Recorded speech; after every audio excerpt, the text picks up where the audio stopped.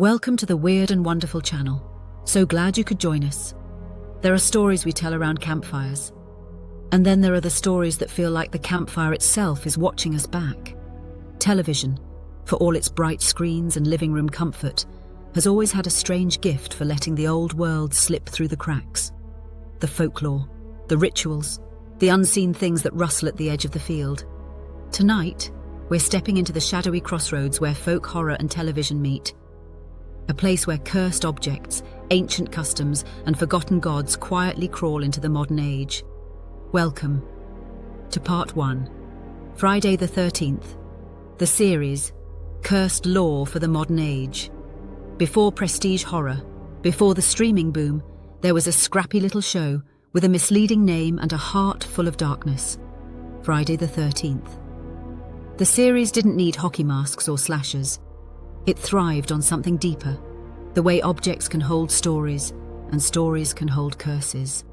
Each artifact feels like a relic of forgotten folklore, an antique that carries a whisper from the past, a locket tied to tragic lovers, a quilt stitched with a family's wrath, a mining helmet echoing with the rage of the dead. This series transforms modern life into a maze of inherited superstition. Every episode is a reminder that sometimes the old ways never die. They just wait for someone foolish enough to open the box. Night Gallery. The sins of the fathers. The burden of the dead.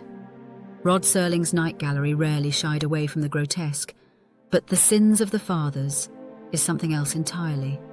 A plunge into Welsh ritual, grief, and duty so ancient it feels carved into bone. In this tale, a young man is forced into the role of a sin-eater, consuming a ritual meal meant to carry away the transgressions of the dead. The problem is, his father was the village sin-eater, so he isn't just taking his sins. It's a practice steeped in real folklore, the belief that someone can swallow another's darkness, and in doing so, bypass judgment on generations. The atmosphere is thick with mud, mourning, and inevitability.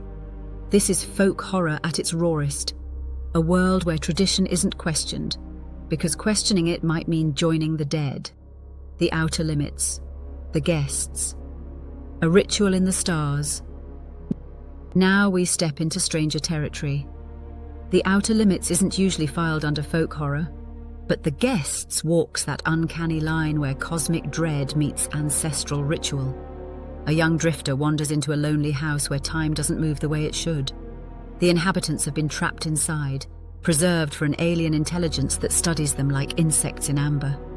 Yet beneath the cosmic veneer lies something familiar, the theme of sacrifice.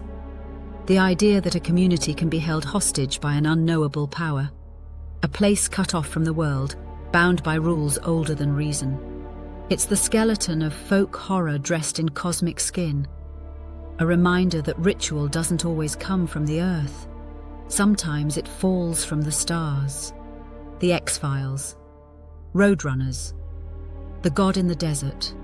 Of all the episodes in the X-Files, Roadrunners may be the purest expression of folk horror. No UFOs. No government conspiracies. Just a sun-blasted desert town, hiding a worship ritual as old as fear itself. When Scully stumbles upon the isolated community, she becomes the unwilling centerpiece of their ceremony, a sacrifice meant to serve a parasitic creature they treat as a god. The stillness of the town, the devotion in the people's eyes, the quiet horror of an entire community bound by a living relic. It's folk horror distilled to its sharpest point. Self-contained, brutal, unforgettable. Children of the Stones, the village that never lets you go. If there is a crown jewel of television folk horror, it is Children of the Stones. Few series capture the feeling of being trapped in an ancient ritual quite like this one. A father and son arrive in the village of Milbury, a place encircled by ancient standing stones and populated by people who smile. Just a little too much. There's a hum beneath everything, a thrum like the earth itself is singing a warning. Cosmic energy, pagan echoes, and a mystery wrapped in ancient geometry. It all spirals toward a conclusion that feels mythic, inevitable, and utterly British in the best way. This is folk horror with a gravitational pull. Television gives folk horror something rare. Time. Time for dread to settle. Time for rituals to unfold. Time for the old stories to stretch their legs and wander into our homes. And the shows we've explored today are just the threshold, the first stones on a much longer path.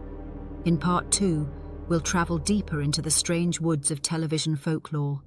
More night gallery, more outer limits, more hidden gems, and more unsettling wonders that slipped onto the screen when no one was looking.